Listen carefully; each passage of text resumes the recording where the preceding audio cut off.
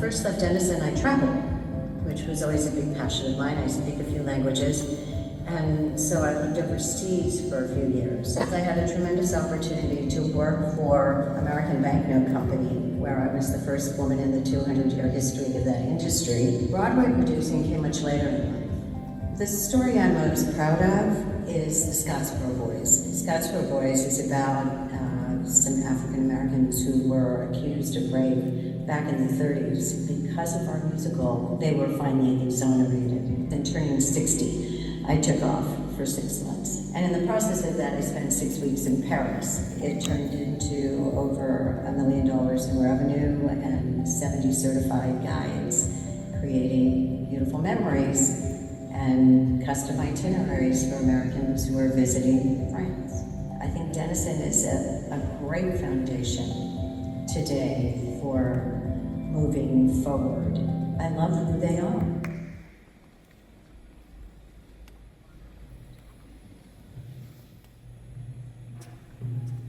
So I don't get to say this very often. Sharon is a Tony Award-winning theater producer of celebrated productions such as Bullets Over Broadway, Stick Fly, and the Scottsboro Boys. Her 2013 production of Pippin received the Tony for Best Revival of a Musical, and in 2018, she produced The Band's Visit, which took home 10 Tony Awards, including Sharon is also the director and co-founder of AmericanConcierge.com, a travel company that helps Americans immerse themselves in authentic Parisian experiences focused on food, culture, art, and history through the customs of travel itineraries. Congratulations, Sharon.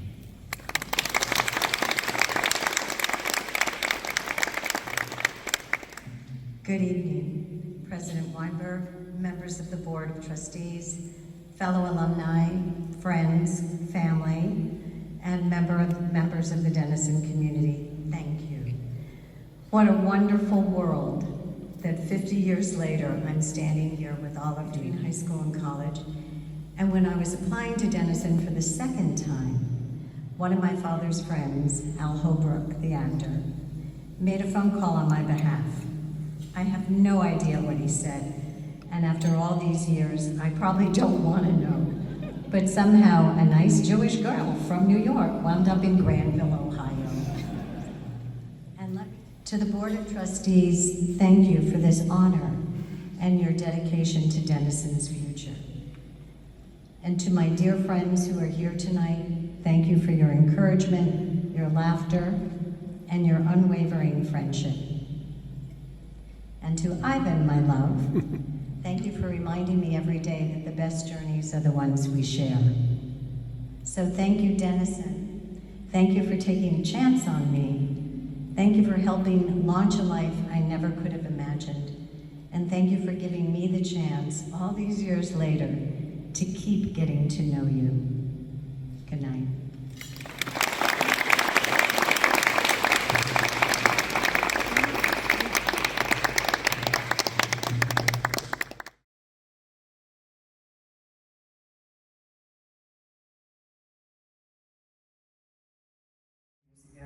It was first developed by the Kennedy Center when it was the Kennedy Center, along with Lynn Aaron, Steve Larry, and Susan Stroman and Tyler Peck.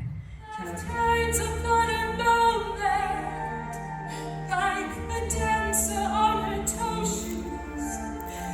It was many years ago when it happened, yes, I know.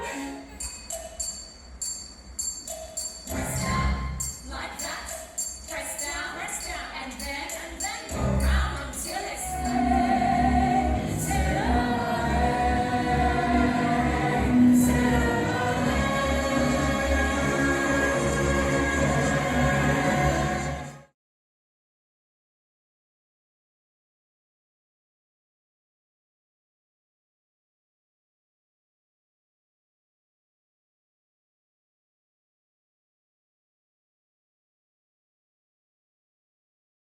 We are thrilled to have Sharon because of just the career that my friend has had here. We thought, what a great discussion to have you and bring here with Dennison people. coming to Dennison, how did you maybe get to Dennison, and out of Dennison, essentially, you know, maybe what was the influence your dad had on you, because you've talked a lot about that. But I think what I've realized about my dad is that he was emotionally intelligent in the 50s, raising 2 daughters. And that's a real advantage that I had. When other kids were getting read Dr. Seuss, and the fact that he was an actor, they were getting read Dr. Seuss, or the equivalent of Dr. Seuss in the 50s. I was getting Edgar Allan Poe. I was getting Shakespeare. I was getting voices. I was getting words. I was getting a fantasy, a drama, a creativity from him that just allowed me to dream. The clouds. He loved the clouds and finding shapes in the clouds, all of that. So that was a big influence on me. And I have to say, you know, you talk about Granville, it's Brigadoon. Right? And I also realized that I learned everything I know in life from musical theater. So what are some of the things you did? I know you were active in theater while you were here. I was, but I came here to be a math teacher. I really wanted to be math. I love math, and I wanted to be a math teacher. And remember, I had that gap year, and I came back to the United States. But they wound up looking at me and saying, New Yorker, Jewish, you should be a theater major. And so they kind of pushed me downhill, and I was fine with that. I mean, I love theater, and I'm really not a very good performer, but I do sing and I do enjoy it, and so I thought, why not? And then that led to Elliott Stout. Oh, yeah. Elliott Stout. And Braz, not so much. But along with that, I wound up with great contracts from companies that wanted to protect their products from being knocked off in the same way that the banknote companies protect currencies from being knocked off. And I wound up eventually hiring that blonde who came from Canada to upstate New York to then work for me, and eventually a redhead, and we called ourselves Charlie's Angels, and the 3 of us handled over $1 million of revenue for several years that we were able to do Sharon Carr Associates. Everything Broadway, Jamie DeRoy. She was in the center of everything Broadway, and we started talking over the dinner table, and he says, oh, Sharon wants to be a producer. And I looked at him and I said, I do. And he said, you make a great producer. And Jamie said, you know, great. You know, I go to all these readings, I'd love to have someone come with me. And I said, sure. I mean, I'd been to readings growing up because of my dad, but hadn't really considered it as a serious career move of any kind. So I started going with her, and the first one that I went to was a room much smaller than this, you know, probably up to the second step around. We're sitting on folding chairs, and out from the side comes Eartha Kitt, and she breaks into song, and I'm thinking in my head, I think I'm gonna like it here. This is okay. First, about how, you know, why do you say you were living unscripted, and how does that potentially tie in with people and their own stories?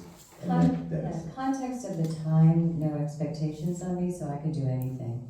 Nobody wanted me to be a lawyer or a doctor. You know, I could basically try whatever was out there and see if it fits. But I discovered a while ago, I used to say that life is really about going from point A to point B with the forest in between and trying not to bump into too many trees along the way. I don't think in terms of fear. I mean, sure, I'm afraid. I don't watch scary movies, you know, and I don't want to see, when I watch Grey's Anatomy, I do it like this, you know, because I want to see the gory parts. Because I have a really good imagination and I can picture myself when I had a bike accident.